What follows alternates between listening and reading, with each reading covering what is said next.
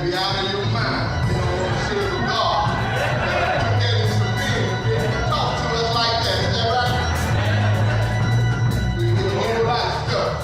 Don't know what we're talking about. Don't know what they're saying. We just jumping up and down. When the Lord stops by and fills the breath, He'll take us to high mountains. He'll take us to places we've never been before. Is that right? I want to thank the choir for doing a wonderful job. And this time we're going to have reflections from our Walter Cade doing the workshop, Brother Charles Thompson. Let's say amen as he comes.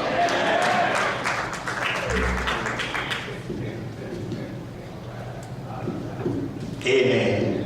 Thank you and praising God for being here, and honor to all the state official staff. And the protocol has been very properly done by my good friend, Brother Deacon Barry Thomas. And we're here for a great cause tonight. And I'm grateful to be a part of the layman's movement, because God is still looking for men. And they gave me 5 minutes, but I wish I'd do it in 4. But I would just like to give some statistics on what the Walter Cade workshop was like this year. It was held in Independence, Ohio, and Independence, Ohio is right there in Cleveland. But on our way there, and I was traveling, we had a lot of fun on the bus. And I'm sitting in the back, Barry Thompson sitting in the front, and we argued from Chicago to Cleveland. Didn't nobody get sleepy, but our brother Whitehead drove almost all the way. But we had a pleasant trip. And on our way there, we were on the turnpike. And on the turnpike, it's not like the interstate. You have to find your, if you want something to eat, you always have to eat a hamburger. If you eat a hamburger, you got to just pull off and go to the closest city on the turnpike. But we had an opportunity to get off the turnpike at Sandusky, Ohio.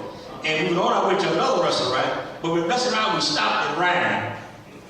Boy, we stopped at Ryan, and I declare, I haven't ate so much before this year until we got to Ryan. I had 2 plates full, collard greens, and then when we went back, I got some tomato and some raw onion. That was just like down south to me and everything.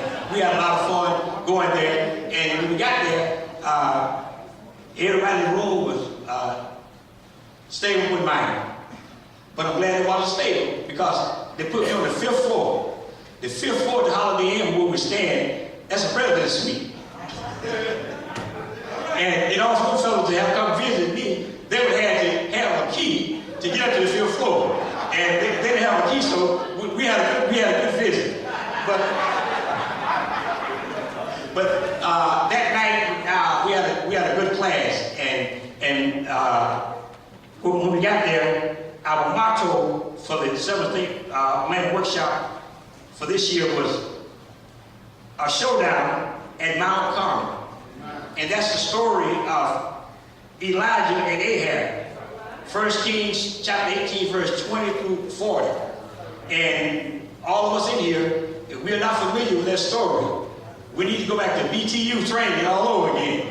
Because if you don't know the story of Elijah and Ahab, you don't know too much about the Old Testament survey. And when we was in our class, our class that we took was witnesses to the unsaved people. And we are familiar with Jesus and the Samaritan woman, John chapter 4. Now, most of us here, we're very familiar with John chapter 4. And our class motto, it says, a soul is a terrible thing to lose. Most of us in here are familiar with Luke chapter 18. We know the story of the lost sheep, the lost coin, and the lost soul. And like I said earlier, if you don't know it, we're going to have some more BTU and some more training, because every believer, those are very familiar stories in our Holy Bible. And I was so glad to be in Ohio, to have such a good time. We had a great communion. Communion with that Sunday morning at 6 o'clock. We had a banquet earlier that night, Saturday night. It was beautiful. And on our way back, we had an engagement for Reverend Harry. God bless him. but he's a terrible driver.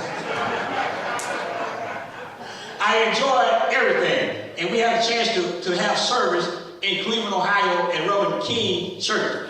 And I tell the world, if you want to get close to Christ, get around men that's teaching positive things. The Word of God is just like magnet. He draws you closer and closer to Jesus. And you can never get enough of feasting on the Word of God. I have much more that I could say, but I'm not going to say anymore because Deacon Anthony White got something else also to say. But I thank God for these few minutes. Thank you very much.